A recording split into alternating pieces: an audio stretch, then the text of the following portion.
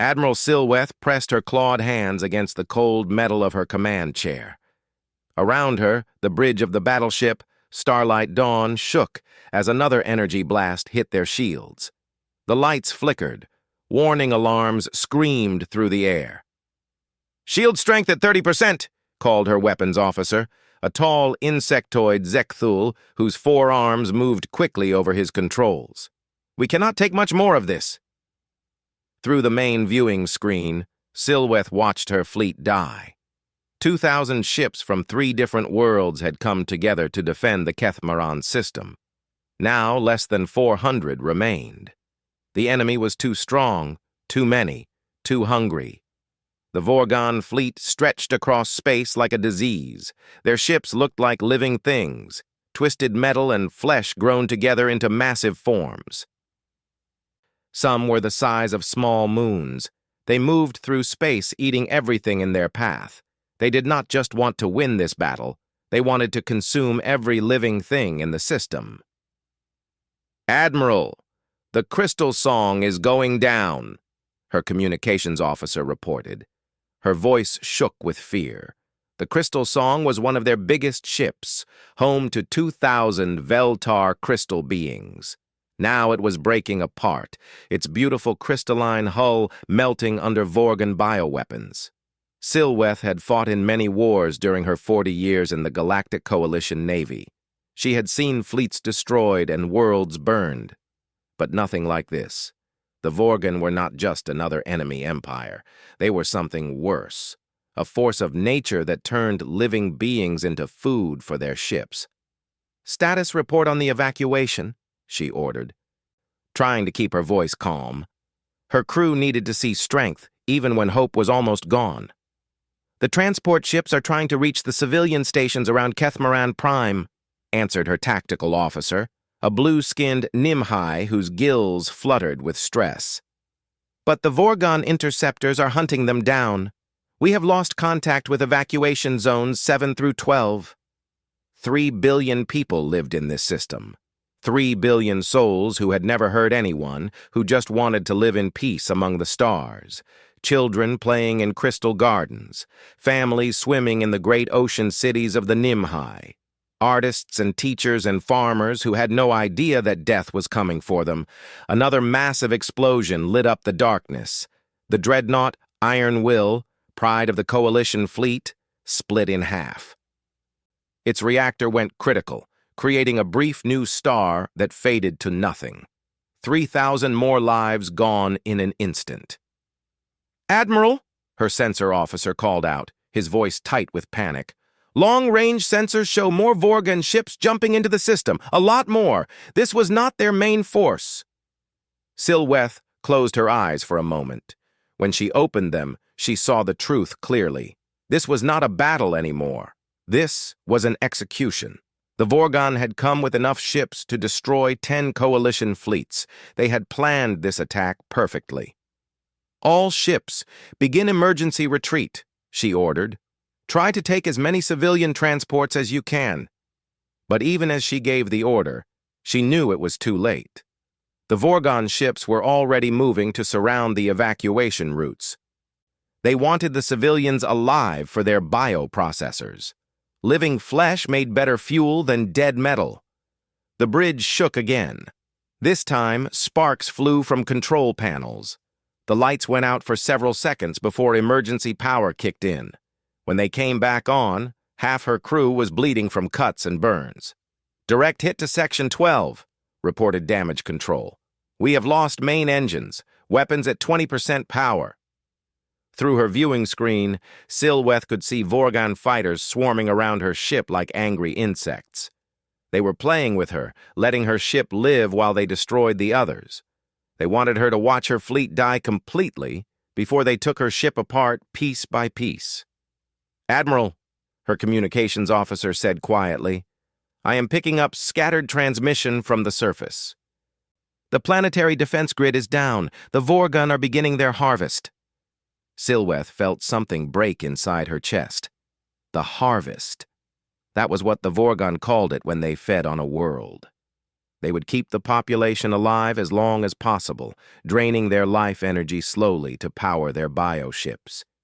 It could take months of suffering before death finally came. She had failed. Failed her fleet.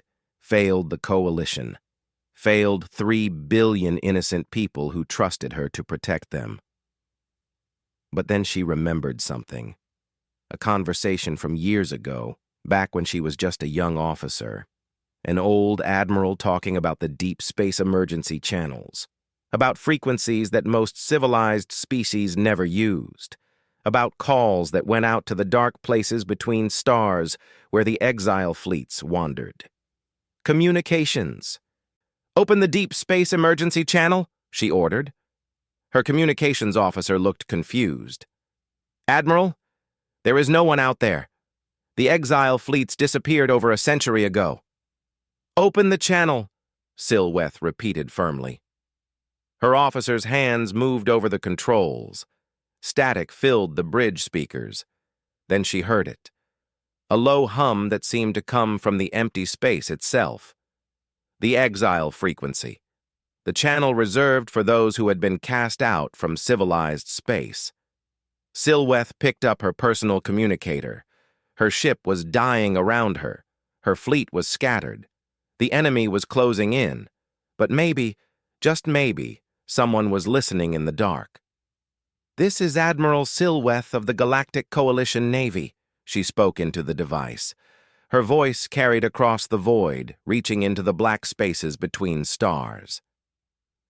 "The Kethmaran system is under attack by Vorgon forces. We are outnumbered and overwhelmed. 3 billion civilians are about to be harvested. This is a general distress call to any ships in the area." She paused, then added the words that no coalition officer had spoken in over 100 years. "This message is directed to any Terran forces. We know you are out there. We know we asked you to leave. But if any human ships can hear this, please help us. Please." The transmission ended. Around her, the bridge continued to burn. Her fleet continued to die. The Vorgon continued their terrible work. But somewhere in the darkness between stars, ancient receivers picked up her words. And in the void, something began to move. Captain Elena Vasquez sat in the command center of the Fenrir's Howl, watching the endless stars through the viewing window. She had been staring at those same stars for 3 hours, thinking about home. Not Earth. She had never seen Earth. But the home that humanity had lost when the galaxy decided they were too dangerous to keep around. "Captain," called Communications Officer Sarah Kim from her station. "We are picking up something on the exile frequency. It sounds like a distress call." Elena turned in her chair. The exile frequency was old technology, left over from the days when human ships roamed freely through galactic space. Most people thought no one monitored it anymore. They were wrong. "Put it through the main speakers," Elena ordered. The voice that filled the command center was alien, the musical tones of a Veltar, one of the crystalline species from the inner systems. But the words made Elena's blood run cold. "This is Admiral Silweth of the Galactic Coalition Navy. The Kethmaran system is under attack by Vorgon forces. We are outnumbered and overwhelmed. 3 billion civilians are about to be harvested." Elena had heard about the Vorgon from intelligence reports, a species of biomechanical horrors that consumed entire worlds. The kind of enemy that the old Galactic Coalition used to call humanity to fight, back when they still wanted human help. "This message is directed to any Terran forces. We know you are out there. We know we asked you to leave. But if any human ships can hear this, please help us. Please." The message ended. The command center fell silent. Elena looked around at her crew. 43 men and women, all descendants of the original exile fleet that had left civilized space 127 years ago. Their great-grandparents had been soldiers, marines, and naval officers who chose exile over giving up their weapons. They had been born in the deep dark between stars, raised on stories of the worlds they had been forced to leave behind. "Chief Engineer Chen, report to the bridge," Elena said into her communicator. Marcus Chen arrived within minutes, his jumpsuit covered in grease from working on the ship's engines. He was a big man with calloused hands and intelligent eyes. His family had been maintaining human warships for 4 generations. "You heard the message?" Elena asked. "The whole ship heard it," Chen replied. "Question is, what are we going to do about it?" Elena stood up and walked to the tactical display in the center of the command center. It showed their current position, deep in the outer rim, in a region of space so empty that most galactic maps did not even include it. They were part of the 7th Expeditionary Force, 12 ships that had been patrolling this sector for the past 2 years. "Navigation Officer Okafor, how long to reach the Kethmaran system?" she asked. James Okafor worked quickly at his console. "Using standard jump drives, 14 days. But if we use the void drive technology, we could be there in 18 hours. The void drive was human technology, developed during the exile years. It let ships slip between normal space and the dark void that existed underneath reality. Other species considered it impossible and dangerous. Humans considered it useful. "Marine Commander Reeves, report," Elena called. Sophia Reeves stepped forward from her position near the weapons station. She was a compact woman with scars on her hands and a reputation for being able to fight anything that moved. Her Marines were the descendants of Earth's special forces, trained from birth for close combat in space. "I have 200 Marines ready for deployment," Reeves said. "Full combat gear, boarding equipment, and enough ammunition to fight for a week. What is the target?" Elena looked back at the tactical display. The Kethmaran system was 800 light-years away, deep in Coalition space. If they went there, they would be breaking the Exile Treaty. They would be admitting that humanity had never really left, that they had been watching and waiting all these years. "The target is a Vorgan fleet," Elena said quietly. "Intelligence estimates suggest they deploy in formations of several thousand ships, biomechanical technology, regenerative hulls, and a complete lack of mercy." Chief Chen made a low whistle. "Several thousand ships. We have 12. 12 human ships," Marine Commander Reeves corrected with a cold smile. "That might be enough." Elena turned to face her crew. These men and women had never seen the galaxy their ancestors had been forced to leave. They had grown up on stories of Earth, of the blue skies and green forests that no living human had seen in over a century. They had been raised to be soldiers in a war that seemed to have no end and no purpose. But now they had a purpose.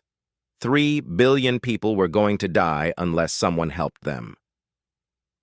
The Coalition had asked for that help. They had reached out across the void to the species they had exiled, begging for the violence they had once feared. "Opinions?" Elena asked. "They threw us out," said Chen quietly. "Told us we were too dangerous for civilized space. Why should we help them now?" "Because they are asking," replied Reeves, "and because there are 3 billion civilians who never voted to exile us." Navigation Officer Okafor looked up from his console. "Captain, I have been monitoring long-range sensors. There are other human fleets in this region. If we send out a call, we could have 60 ships in the area within 2 days. Elena shook her head. "We do not have 2 days. Admiral Silweth sounded like she was about to die when she sent that message. If we are going to help, we go now, with what we have." She walked back to her command chair and sat down. For a moment, she thought about her grandmother, who had served on the original exile ships. She had told stories about Earth, about the green world where humans had learned to fight against everything that wanted to kill them. About the day when the galaxy decided that humans were too good at violence to be trusted. Her grandmother had died believing that humanity would never be welcome in civilized space again. She had been wrong. "All ships, "This is Captain Vasquez," Elena said into her communicator. "Prepare for immediate void jump to the Keth-Maran system. We have a distress call from Coalition forces. They are under attack by Vorgun bioships and need immediate assistance." She paused, then added, "This is what our ancestors trained us for. This is why we kept the old ships running and the old weapons loaded. Today we remind the galaxy why they called us Deathworlders." Around her, the command center came alive with activity. Officers checked their stations, ran system diagnostics, and prepared for combat. The ship's engines began to hum with power as the void drive charged up. "All ships report ready," Communications Officer Kim announced. Elena looked out at the stars one more time. Somewhere out there, Admiral Silweth was fighting for her life. 3 billion innocent people were about to become food for biomechanical monsters. The galaxy that had exiled humanity was finally admitting it needed them back. "All ships, engage void drive," Elena ordered. "Let us go save some lives." The 12 ships of the 7th Expeditionary Force disappeared from normal space, slipping into the dark void where distance had no meaning and time moved differently. They raced through the darkness toward a battle that would change galactic history. Behind them, deep space communication arrays began picking up their movement. Other human fleets, scattered throughout the outer rim, received automated updates. The exile was ending. The Deathworlders were coming home. Hive Admiral Morthgull felt satisfaction flow through the bio-neural network of his command ship, Endless Hunger. The taste was sweet, like victory always was. Around him, the living walls pulsed with organic light as his ship fed on the energy of dying coalition vessels. The battle had gone perfectly. 2,000 enemy ships reduced to scrap metal and burning atmosphere in less than 6 hours. The few survivors were running like frightened animals, leaving behind their precious civilians for the harvest. It was exactly how these soft species always behaved when faced with real predators. "Status of the harvest?" Morthgull asked, his voice creating ripples in the biofluid that surrounded his command throne. "Proceeding faster than projected," replied his sub-commander, a smaller Vorgon whose biomechanical body was grafted directly into the ship's nervous system. "The civilian populations are showing minimal resistance.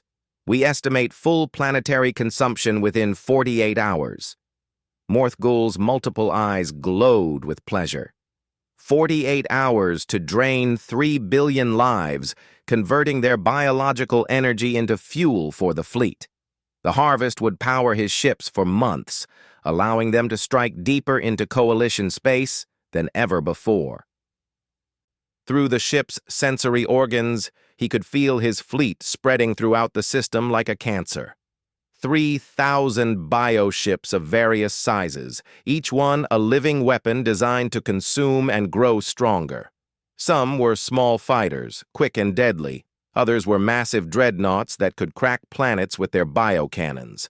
All of them were hungry. "Hive Admiral," called his sensor officer. "I am detecting strange energy readings on the edge of the system." Morthgull's attention focused on the new information flowing through the bio-neural network. Space was behaving oddly near the system's outer edge. Reality seemed to be bending in ways that made no scientific sense. "Explain," he ordered. "Unknown, Hive Admiral. The readings are unlike anything in our database. It appears that space itself is being torn open?" Before Morthgull could respond, the universe ripped apart. 12 dark wounds opened in space, each one a perfect black circle that seemed to absorb all light around it. The wounds grew larger, reality stretching like torn fabric. From inside each tear came something that made the Vorgon sensors scream warnings. Ships emerged from the impossible openings. But these were not like any vessels in the galactic database. They were angular and brutal, covered in thick armor plates instead of energy shields. Their hulls were dark metal that seemed to drink in starlight. Weapons bristled from every surface. Not the elegant energy cannons of civilized species, but crude, powerful guns that looked designed for one purpose only: killing. "What are those ships?" Morthgul demanded as his bio-neural network flooded with confused reports from across the fleet. "Unknown design," his sub-commander replied, fear making his biomechanical voice stutter. "Not in any galactic registry. The energy signatures are completely alien." The 12 dark ships arranged themselves in a formation that spoke of predatory intelligence. They moved through space like hunting wolves, coordinated and patient. Behind them, the tiers in reality sealed themselves, leaving no trace of how the newcomers had arrived. Then came the transmission. "This is Captain Elena Vasquez of the Terran Confederation Navy."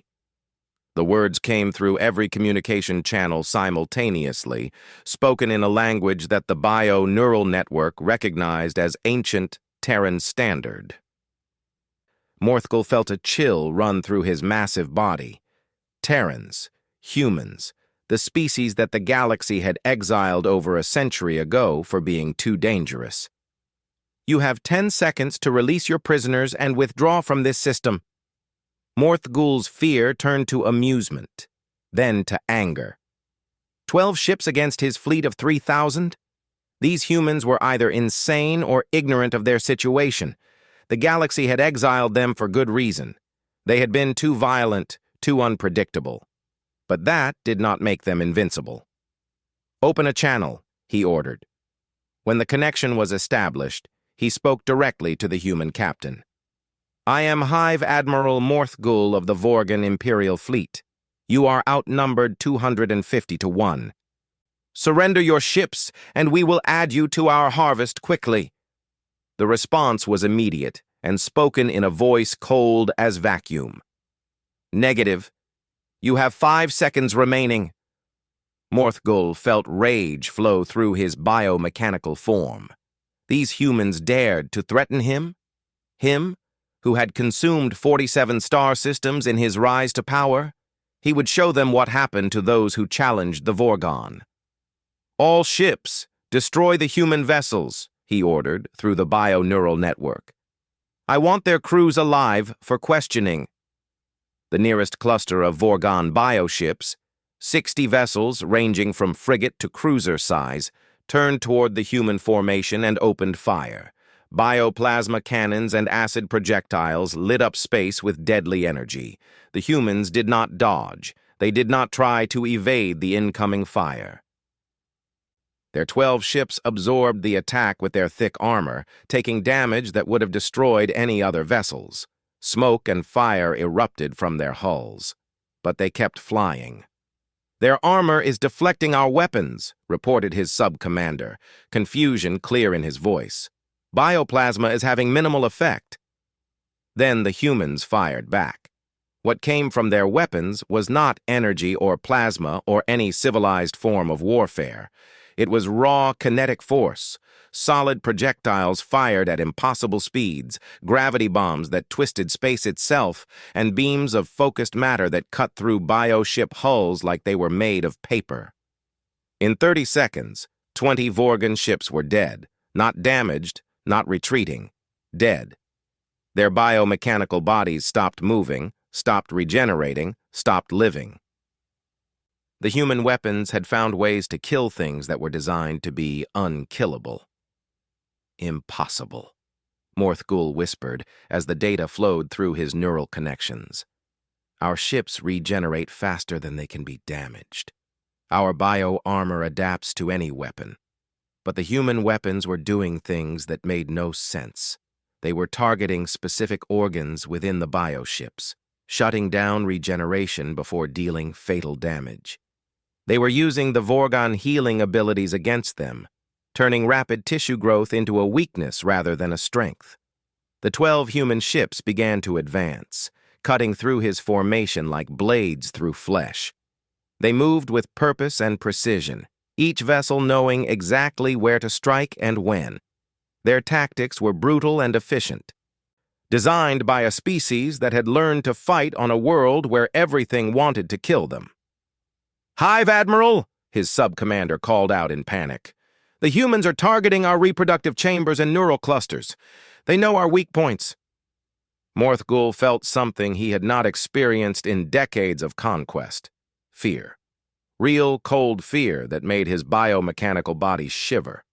These humans were not just dangerous. They were apex predators, evolved for war on a level that no other species could understand.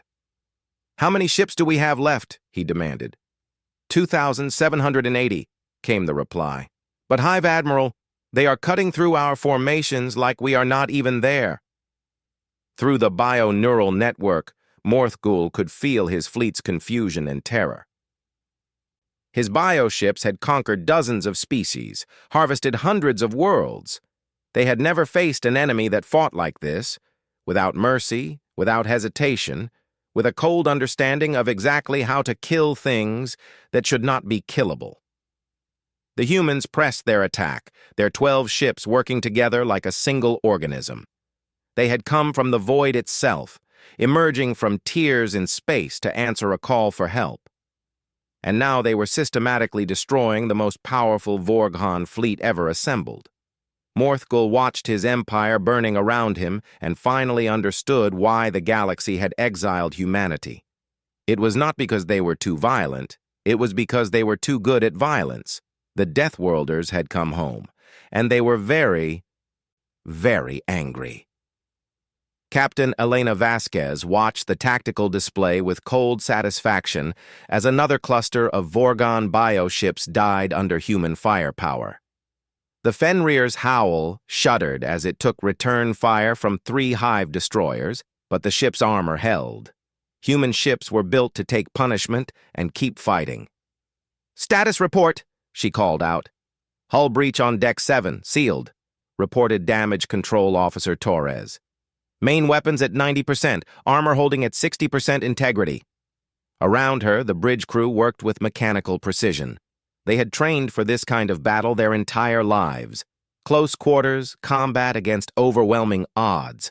Their ancestors had fought on a world where everything wanted to kill them. Space combat was just another hunting ground. Navigation. "Bring us around to target the bioship cluster at coordinate 77 Mark III, Elena ordered. "Weapons, prepare the gravity bombs." The Fenrir's howl turned with surprising grace for such a massive ship. Through the viewing screen, Elena could see the enemy formation. 12 bioships the size of buildings, their organic hulls pulsing with alien life. They were moving to protect one of the Vorghan harvester ships, trying to give it time to escape with its cargo of living prisoners. That was not going to happen. "Gravity bombs armed and ready," called Weapons Officer Park. "Fire!" 3 dark spheres shot from the Fenrir's howl, moving slowly compared to normal weapons but carrying impossible destructive power. When they reached the enemy formation, they detonated. Space itself twisted and compressed, creating gravity wells that crushed the bioships into dense balls of matter. The Vorghan healing factor meant nothing when the very atoms of their bodies were being squeezed together. "Direct hits. All targets destroyed," Park reported with satisfaction. Elena opened a communication channel to the rest of her fleet. "All ships, status report." "Iron Wolf, here," came the voice of Captain Rodriguez. "We just finished clearing the asteroid belt of enemy fighters, counting 43 kills." "Silent Hunter reporting," said Captain Thompson. "My Marines have secured the harvester ship in Section 4. We found 200 prisoners still alive." "Bloodhound here," called Captain Nakamura. "We have punched through their defensive line around the planet.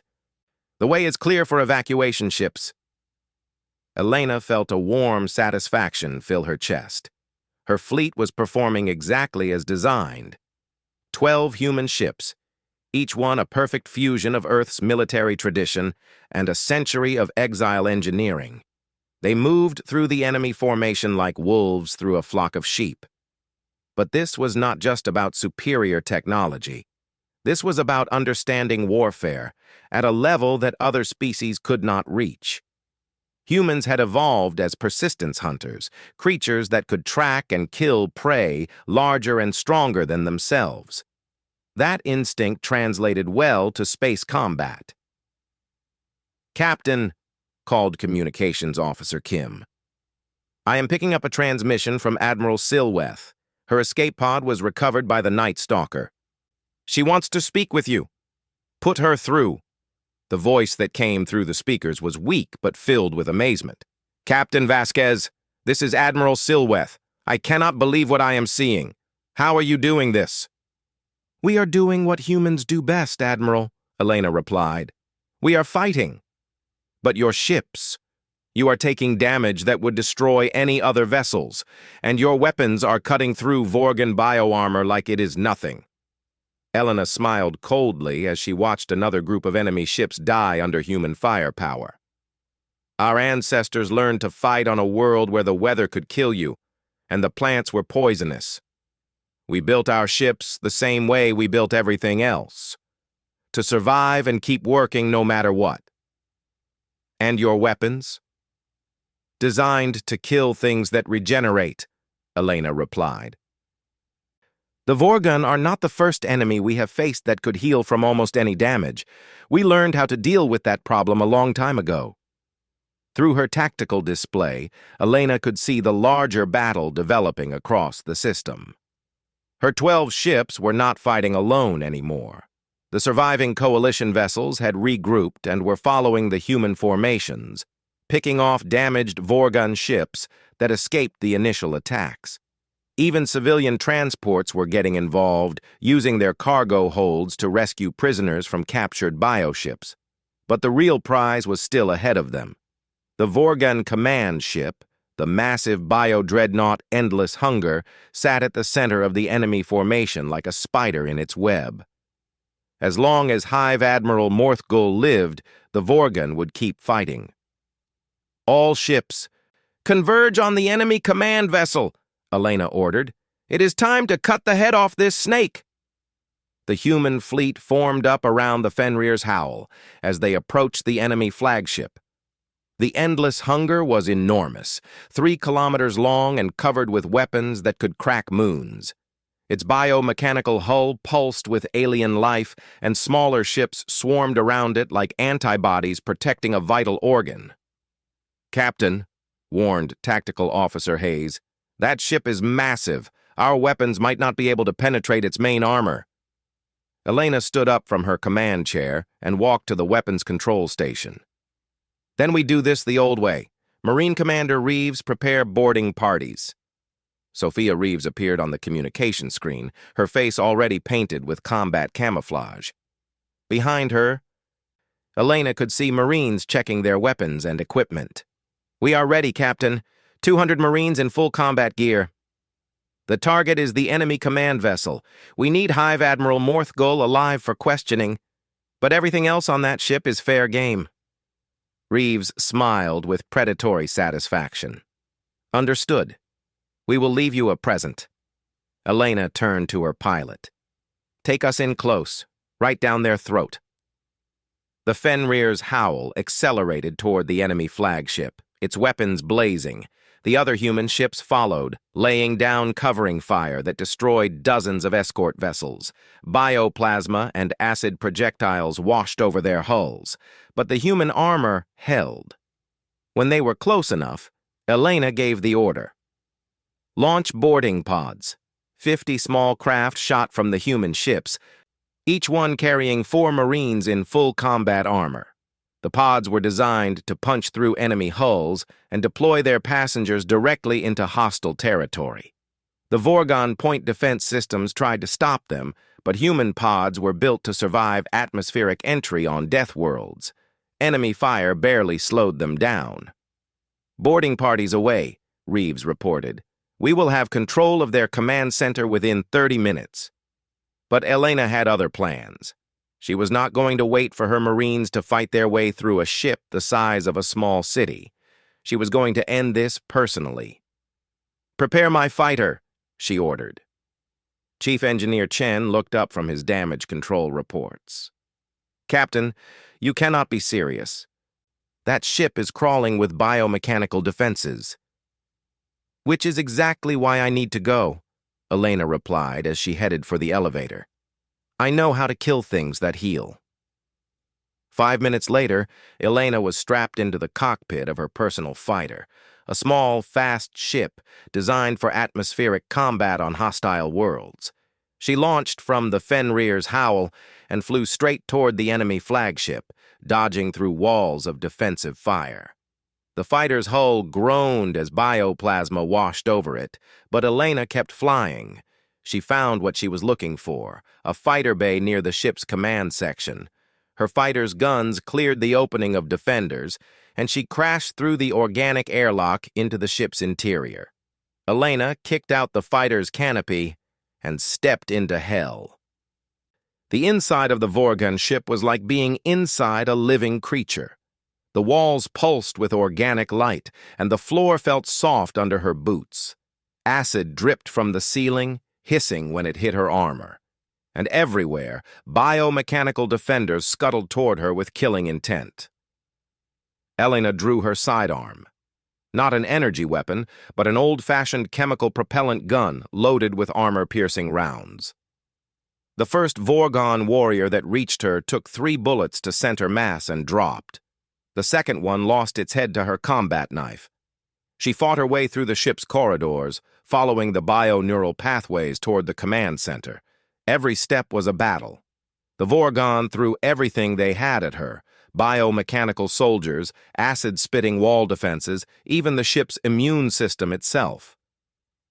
But Elena had been trained to fight in environments that actively tried to kill her. When she finally reached the command center, she found Hive Admiral Morthgul waiting for her. He was 3 meters tall, a fusion of flesh and metal that radiated deadly power. His multiple eyes focused on her with hungry intelligence. "So," he said in accented standard, "the legendary humans finally reveal themselves. I had wondered what species could exile such effective killers." Elena raised her weapon. "Surrender, and I will make this quick." Morthgul laughed, a sound like grinding metal. "I think not, little human. Let me show you why the Vorgon rule this galaxy." The battle that followed was brutal and short. Morthgul was fast and strong, his biomechanical body bristling with natural weapons. But Elena had been fighting things that wanted to kill her since she learned to walk. When it was over, she stood holding his severed head while his ship died around her. The message went out across all frequencies. The Vorgon command structure was broken, their fleet was destroyed, and the Deathworlders had returned to stay. Admiral Silweth floated in the medical bay of the human ship, Fenrir's Howl, watching through the window as her people celebrated their survival. 3 billion souls had been saved from the Vorgon harvest. The impossible had happened. The medical bay was unlike anything she had ever seen. Where coalition ships had clean, sterile white walls, the human ship was built from dark metal and sharp angles. Everything was designed for war. From the reinforced corridors to the medical equipment that looked like it could treat battlefield injuries in the middle of combat. "Admiral," came a voice from the doorway. Silweth turned to see Captain Elena Vasquez entering the room. The human was still wearing her combat armor marked with burns and scratches from her fight aboard the Vorgon flagship. She carried herself like a predator that had just finished hunting. "Captain Vasquez," Silweth said, trying to stand despite her injuries. "I wanted to thank you. What you did today, what your people did, it was incredible." Elena waved for her to remain seated. "You do not need to thank us, Admiral. We did what any decent species would do when faced with genocide." "But that is not true, is it?" Silweth studied the human's face, looking for clues to understand this strange species. "Your people were exiled. We asked you to leave civilized space. We told you that you were too dangerous to be trusted. Why did you come when we called?" Elena was quiet for a moment, looking out the window at the rescue ships moving between the human vessels. Coalition transports were loading up with survivors pulled from Vorgon bioships. Civilian craft were being escorted to safety by human fighters.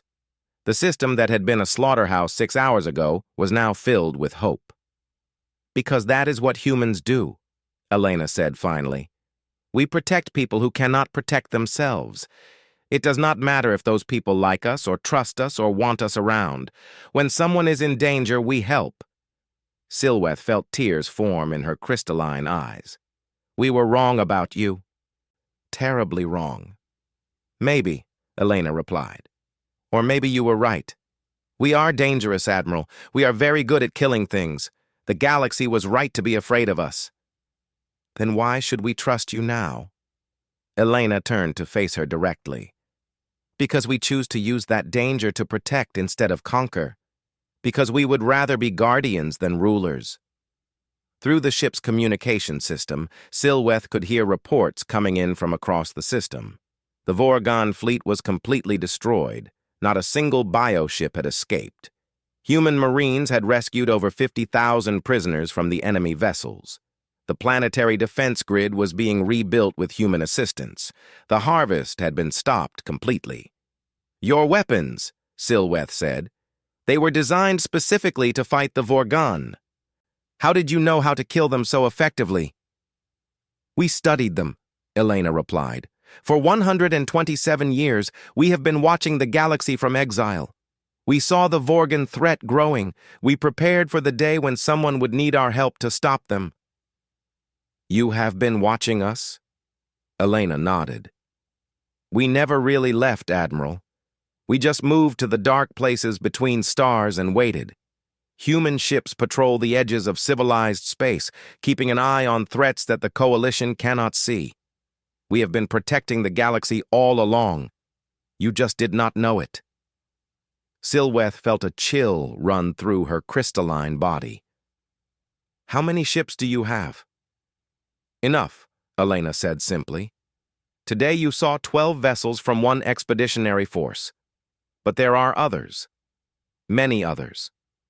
Spread across the outer regions, watching and waiting. And now? Now we have a choice to make. Both of us." Elena walked to the window and looked out at the rescued civilians. "The galaxy can continue to pretend that humans do not exist, that we are just a dangerous memory from the past, or we can work together to face the threats that are coming." "Threats? What threats?" Elena turned back to her, and Silweth saw something cold and knowing in the human's eyes. "The Vorgon were not the only predator species out there, Admiral. We have been tracking 17 different hostile empires in the outer regions. Some of them make the Vorgon look like pets. The galaxy is going to need protection in the years ahead." "And you are offering that protection?" "On our terms," Elena said firmly. "We will not be pets or servants or soldiers to be discarded when the fighting is done. If humanity rejoins galactic civilization, it will be as equals. We will protect the innocent and fight the monsters, but we will do it our way." Silweth was quiet for a long moment, thinking about what this meant. Humanity had saved her people, had rescued 3 billion souls from certain death. But they were also admitting that they had been watching the galaxy for over a century, building fleets in secret, preparing for wars that had not yet come. "What do you want from the Coalition?" she asked. "Recognition," Elena replied. "A place at the table when decisions are made about galactic security, and the authority to act when threats emerge, without having to wait for committee approval." "You want to be the galaxy's military force. We want to be the galaxy's shield," Elena corrected. "There is a difference." Through the communication system, a new voice spoke up. "Captain Vasquez, this is Navigation Officer Okafor. Long-range sensors are picking up multiple human fleets jumping into the system. Looks like word has spread." Elena smiled for the first time since Silweth had met her. "How many ships?" 67 and counting, Captain. The entire 3rd Fleet is here, plus elements from the 5th and 8th. Admiral Chen wants to speak with you." Silweth felt her eyes go wide. 67 human warships, and more coming. The fleet that had just destroyed 3,000 Vorgon vessels was apparently just the beginning. "Admiral," Elena said, "would you like to send a message to your government? I think it is time for the galaxy to know that humanity is home." Silweth nodded slowly. She activated her personal communicator and sent a message that would change galactic history forever. Coalition Command. This is Admiral Silweth reporting from the Kethmaran system. The Vorgon threat has been eliminated by Terran Confederation forces. 3 billion civilians have been rescued. I am recommending immediate diplomatic contact with the human exile fleets. She paused, then added, "The Deathworlders saved us all. It is time to bring them home."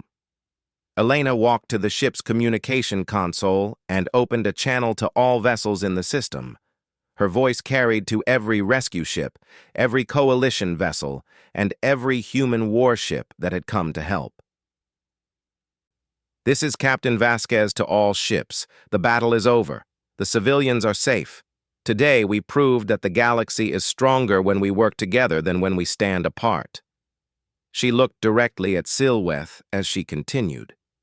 "Humanity accepts the Coalition's invitation to rejoin galactic civilization, but we return not as the species you exiled, but as the guardians we have become.